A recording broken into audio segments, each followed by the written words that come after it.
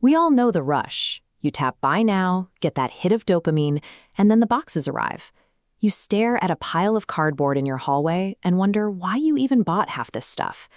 It makes you wonder why we keep buying things we don't need, especially as we get older and start making better money. This graph illustrates what happens to most people. Your salary goes up, creating the look of financial success, but your savings line stays flat. As you earn more, your baseline expenses creep up alongside it. You end the month right back at zero. It happens quietly. These small, daily purchases are so minor they slip away without notice, but together they drain your wealth.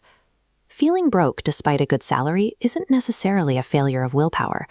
The way we spend money has undergone a specific structural change. In behavioral psychology, there is a concept called friction. It is the natural human tendency to avoid things that require effort or cause discomfort. Historically, spending money involved a lot of friction.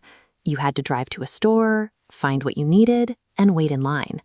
Then there was the pain of paying. Counting bills and handing them over provided a physical reminder of the transaction. You felt the loss of your resources in real time. Digital commerce has focused on removing those barriers, reducing the entire process to a double click on your phone. This lack of physical effort is paired with algorithms that act as a 24-hour catalog, showing us items tailored to our specific interests before we've even thought to look for them. This creates a cycle where the brain prioritizes the quick hit of the purchase itself, often before we have time to consider if the item is actually useful. By removing the time it takes to reconsider a purchase, modern commerce minimizes the moment where logic usually steps in.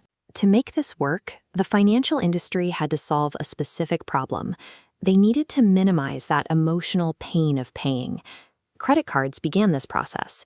They separated the physical loss of cash from the act of shopping, replacing money with a plastic card and a set of account numbers.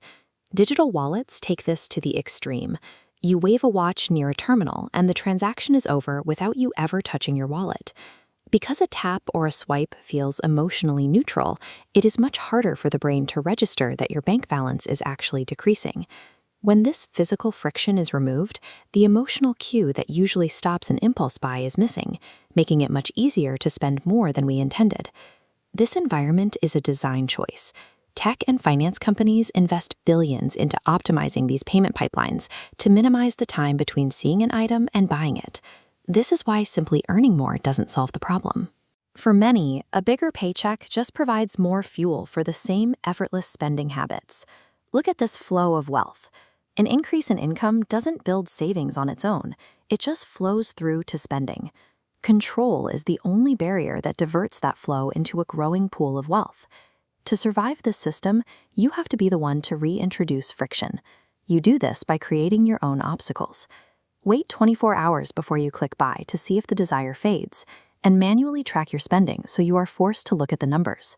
Deliberately bringing back a little of that pain of paying is how you stop feeding the machine and start keeping the money you earn.